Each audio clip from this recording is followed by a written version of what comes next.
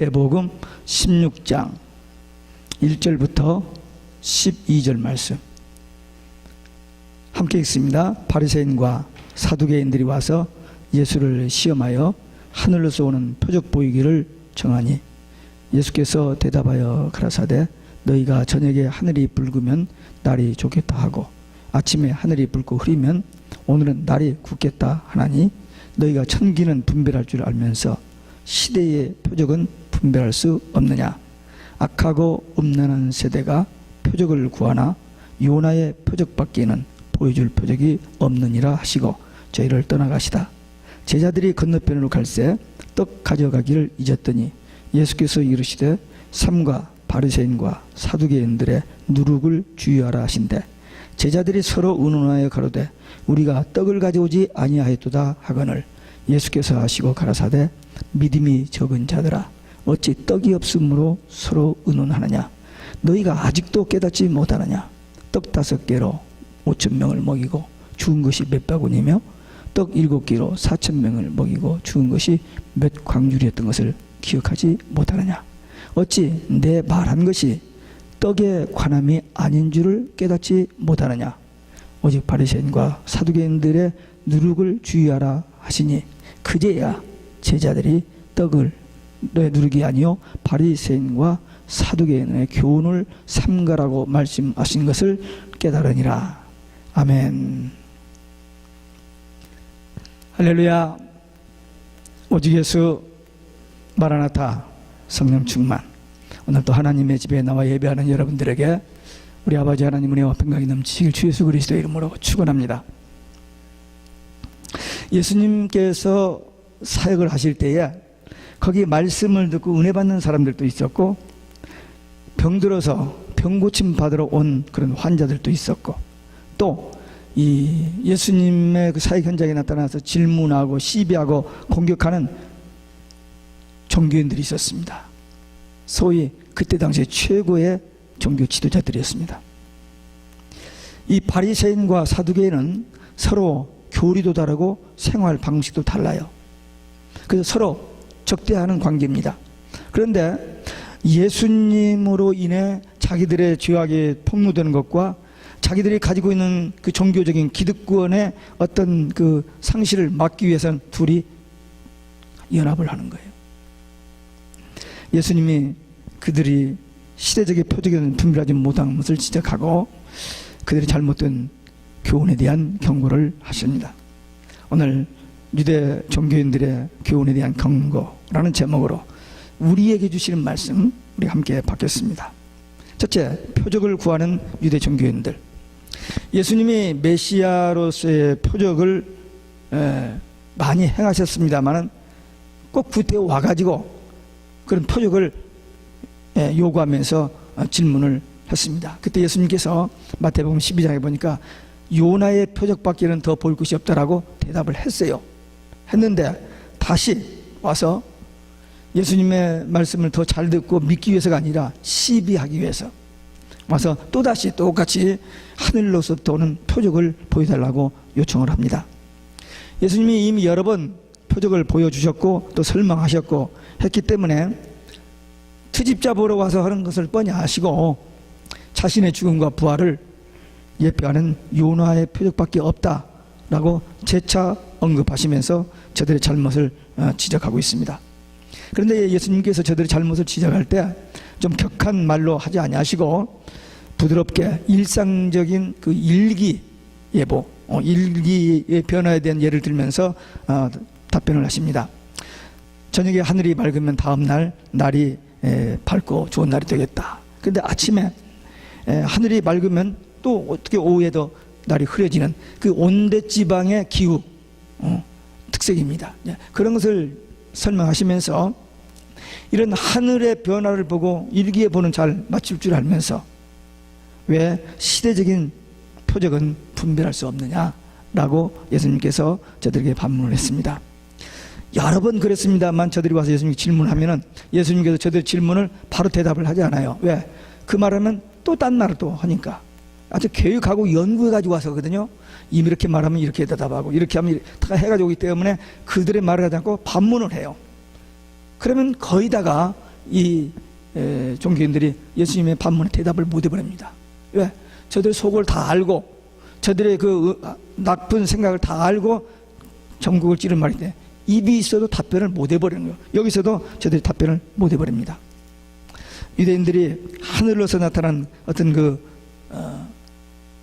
표적을 보여달라고 했는데 이 하늘에 나타난 자연상을 볼 줄 알면서 참 하늘의 표적, 하나님이 인류를 구원하시기 위해서 메시아를 보내주시다고 언약하셨고 그 메시아로 그리스도로 오신 이 예수님을 몰라보고 지식으로는 다 아는데,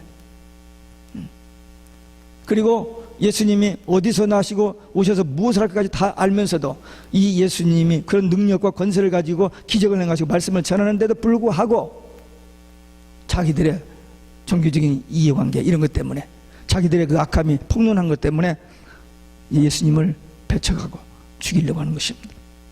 영적 소경들입니다. 잘못된 영적 지도자들이었습니다. 예수님께서 지금 이 16장에서는 이런 정도로 얘기했습니다만 23장에 가면요, 이제 마지막 예루살렘에 올라가서 한 주간을 보낼 때 이제 노골적으로 이제 예수님께서 저들을 공격하십니다. 벌써 성전에 들어가서 다 뒤엎어버렸죠. 구약교회 멸망을 선언한 겁니다. 그리고 예루살렘 성이 그렇게 아름답게 지은 성이 돌 하나 돌 위에 남지 않고 무너질 것, 그러니까 구약 종교의 멸망, 이스라엘 선민의 멸망을 선언합니다. 그리고 이 종교 지도자들을 향해서 화 있을지언정 화 있을 7번 얘기해요. 그리고 끝에 가서는 독사의 자식들아 그렇게 말합니다.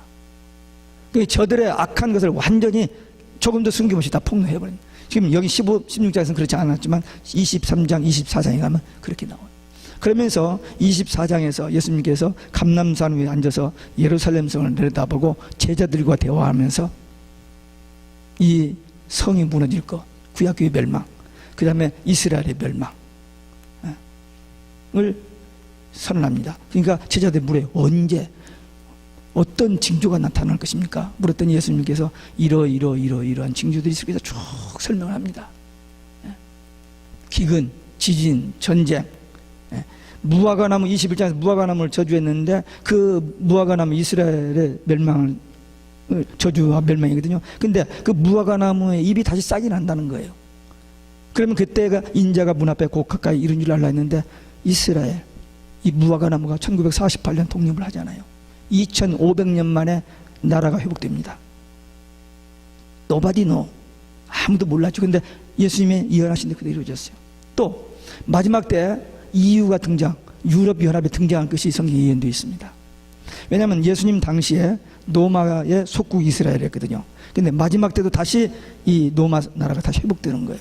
지금 유럽연합이 회복되어 있잖아요, EU가. 그러니까 이스라엘 독립과 EU의 회복은 완전히 종말의 아주 최대 두 징조 중에 하나입니다. 두 징조들입니다. 근데 그런 것들이 지금 다 일어나고 있어요. 기근, 지진, 전쟁, 핵무기, 인간의 타락, 오존층 파괴, 그 다음에 모든 오염, 그 다음에 빙하 녹는 거, 지구의 산소가 지금 부족합니다. 그리고 모든 것이 다 오염돼서 먹을 수 있는 것이 거의 없어져 가요. 이런 모든 징조가 우리 눈앞에 지금 다 전개되고 있습니다. 다 예언된 것이 그대로 이루어졌어요. 그러면서 이런 징조들 쭉 이야기하시면서 예수님께서 부탁하고 권면하신 말씀이 깨어있으라. 언젠지 모르니까 깨어있으라. 그 다음에 예배하고 있으라. 생각지 않을 때 올 것이기 때문에 깨어있으라, 예배하고 있으라. 그 말을 주셨습니다. 이 예언의 말씀은 반드시 성취될 것을 믿고 깨어서 예비하는 자들은 들어갑니다. 마태복음 25장에서 그 말씀 다시 예수님 비유를 들어요. 5처녀는 준비하지 않았고 5처녀는 예비했기 때문에 들어가잖아요. 5처녀는 예비를 못했기 때문에 못 들어가잖아요. 주여 주여 문 열, 예수 이름을 부르잖아요. 그런데도 못 들어가잖아요. 준비 안 했기 때문에. 그러니까 깨어서 준비하고 있으라고 예수님께서 2000년 전에 제자들에게 하신 말씀. 근데 그 예언이 우리가 살고 있는 이 시대에 그대로 다 지금 이루어지고 있습니다. 제가 지연해서 하는 말이 아니고 성경에 예언된 이런 모든 징조들이 우리가 살고 있는 이 현 시대에 우리 눈으로 신문이나 TV, 인터넷을 통해서 다 보고 있어요. 다 이루어지고 있습니다. 우리는 이 예언의 말씀을 성경을 통해서 보고 설교를 통해서 다 듣고 알고 있어요. 그리고 그 성경에 예언된 그 징조들이 우리 눈앞에 전개되는 것, 매스컴 신문을 통해서 이루어지는 것을 다 보고 있습니다.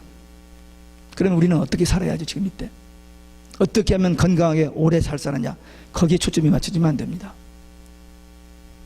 지금 우리가 해야 할 일이 뭘까?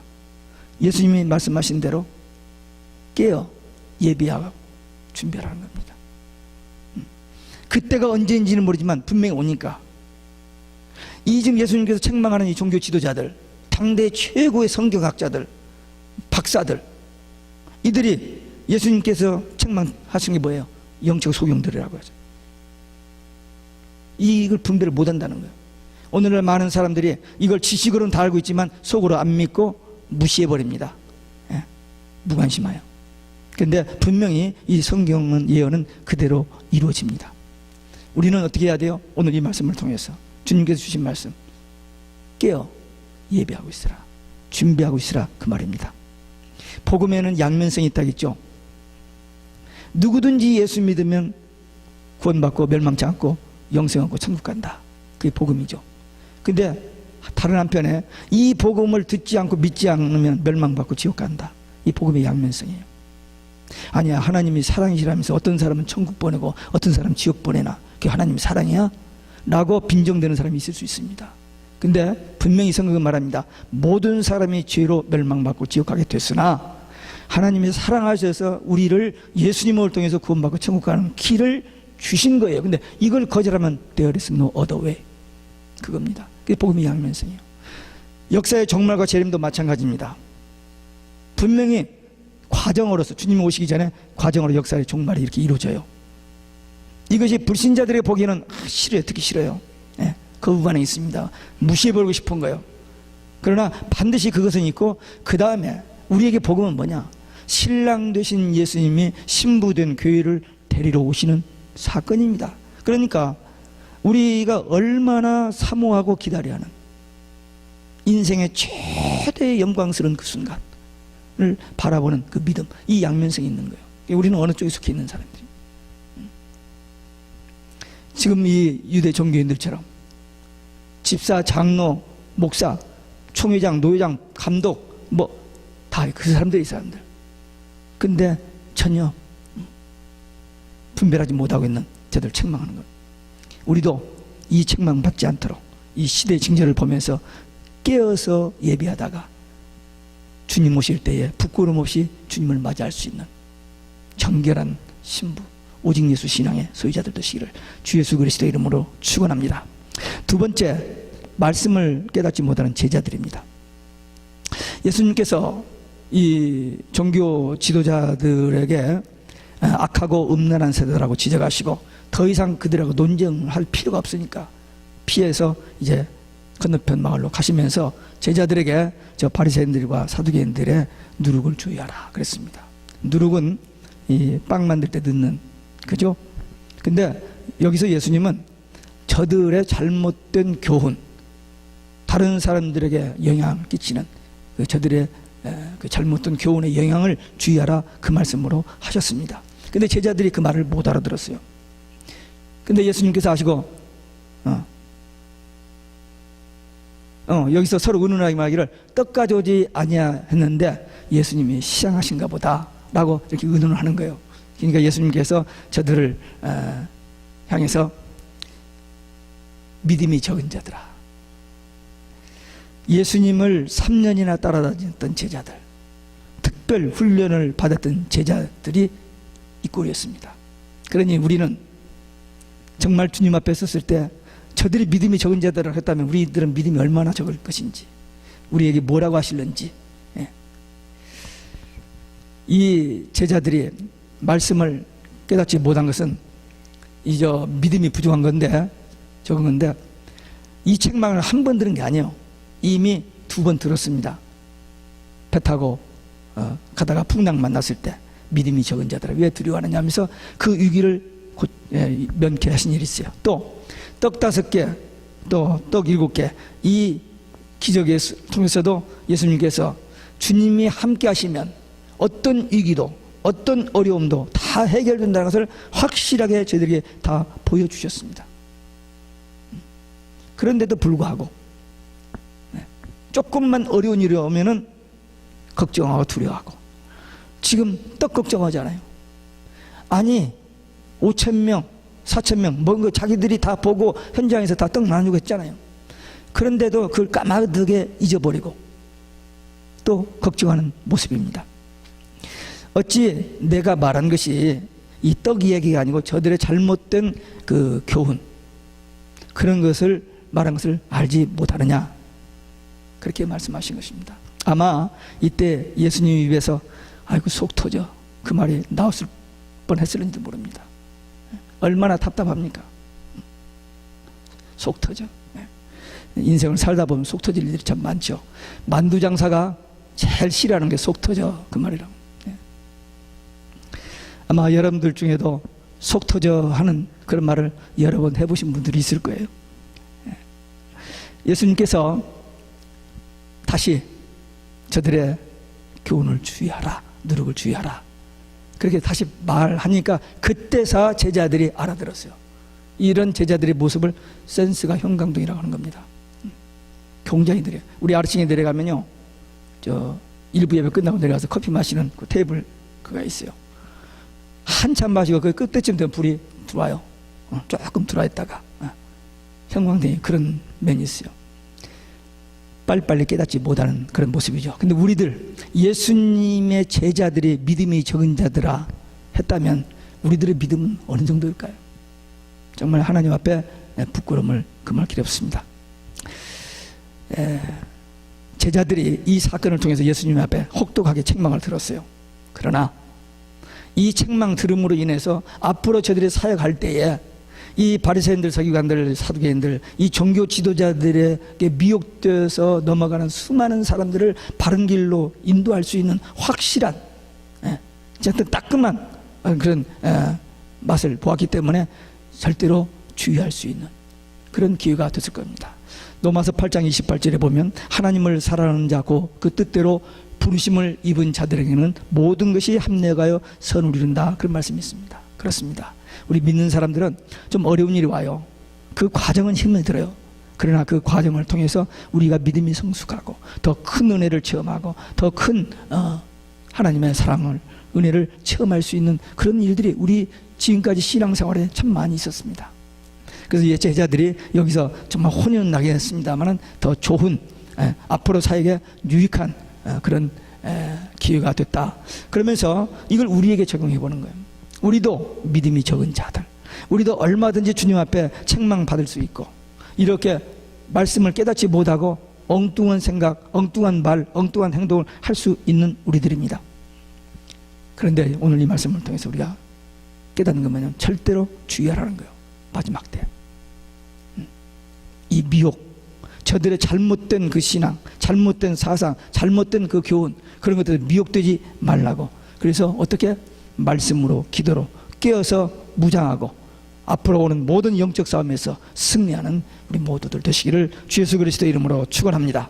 세 번째, 거짓 종교들의 잘못된 교훈입니다. 교훈에 대한 주의입니다. 예수님께서 저 종교 지도자들의 잘못된 교훈을 주의하라 책망하시고 그 다음에 제자들에게 그것을 조심하라고 경고했습니다. 왜 그러냐면 그들의 가르침이 이 마치 음식에 이 누룩을 넣으면 그 음식이 변화되는 것처럼 많은 사람들을 영적인 어둠과 실패로 이끌어가기 때문입니다. 이 바리새인들은요, 그때 당시 최고의 종교 지도자들로서 겉모양은 그야말로 경건합니다. 성경의 박사들입니다. 근데 속은 회칠한 무덤같이 더러운 냄새나는 그런 모습, 형식, 그리고 율법의 정신은 버리고 율법을 지키는 규칙, 그것만 따르는 율법주의자.